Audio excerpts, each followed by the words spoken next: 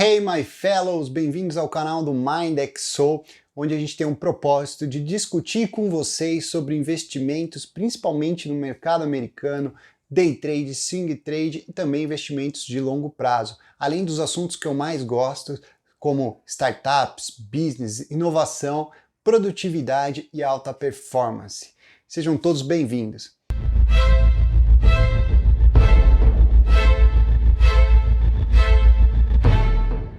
Bom, se você me acompanha no Instagram, Eric Geiger, você deve ter visto minhas lives lá, eu faço lives todo dia falando sobre mercado financeiro, produtividade, ideias e conversando com outras pessoas para trazer ideias aí para vocês, ajudar vocês a investir melhor, então me seguem lá no Instagram, Eric Geiger. Em uma das lives eu falei que eu estava comprando ações da Ferrari, que eu estava comprando, já tinha comprado bastante ações da Ferrari no mercado americano, não a Ferrari de fato, as ações da Ferrari. E muitas pessoas eu percebi que mandou perguntas para mim, curiosas, por que eu decidi comprar ações da Ferrari, qual que é a minha metodologia de investimento, o que eu fiz, foi análise técnica, foi fundamentos, etc. Então estou fazendo esse vídeo para compartilhar um pouco dos conceitos por trás dessa ideia de comprar ações da Ferrari.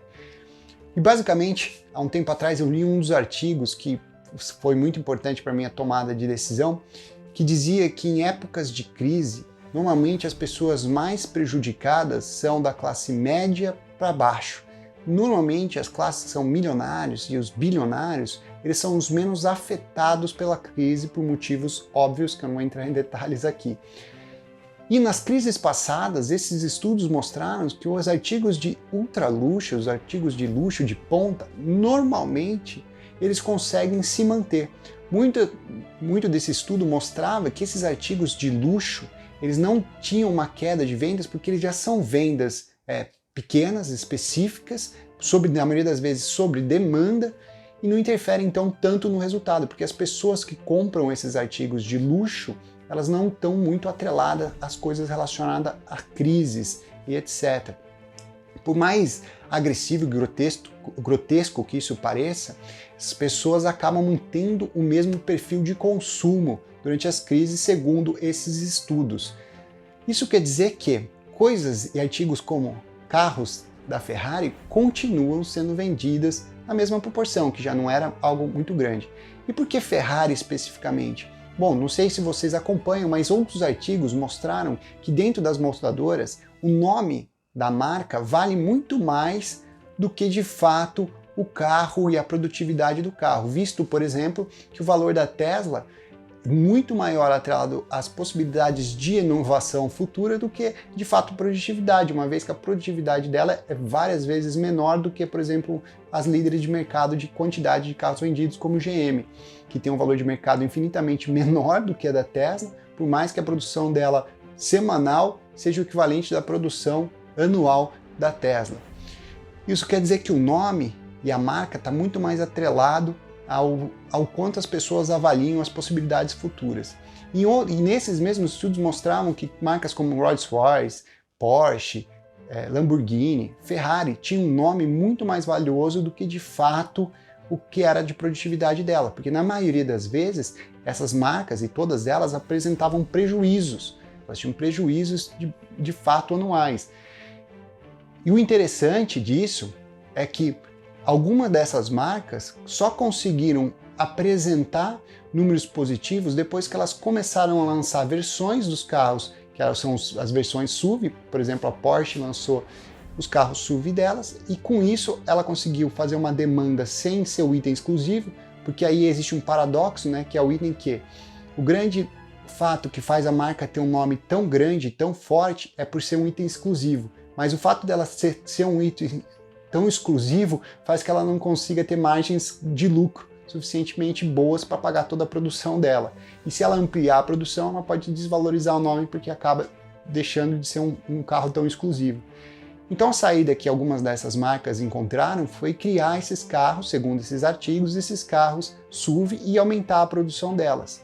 E a uma das marcas que ainda não tinha produzido os carros SUVs, né, e conseguiu uma produção maior, foi a Ferrari, que anunciou um tempo atrás, bem antes da crise, que ela ia começar a produzir os carros SUV delas, que ela ia chamar de FUV, na verdade, por causa da Ferrari, para começar com Ferrari o nome.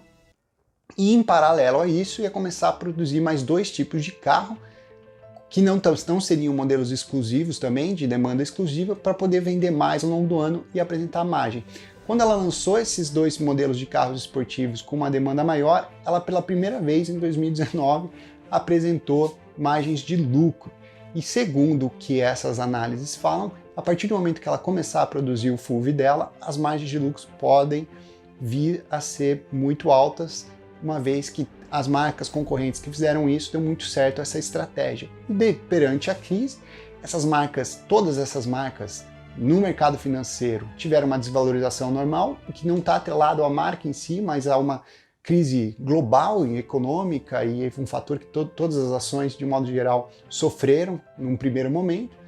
E se você olhar no longo prazo, existe a possibilidade dessas marcas conseguirem, principalmente essa, ser muito mais valiosa a partir do momento que ela conseguir lançar o carro delas. Então isso não é uma análise de compra, eu não estou falando que você deve comprar Ferrari ou não, eu não estou dizendo que você deve comprar ações da Ferrari, aliás. Mas o que eu quero dizer aqui é sobre o método que eu faço para estudar as possibilidades de valorização e as ações que podem ter mais chance de sobreviver perante a crises, né? Então, se você olhar hoje, na maioria dos sites que tem screeners, que são aquelas telas que mostram os valuations de empresa, etc., pronto na internet, você vai ver que a maioria dos analistas dizem que as ações da Ferrari já estão até no preço teto dela.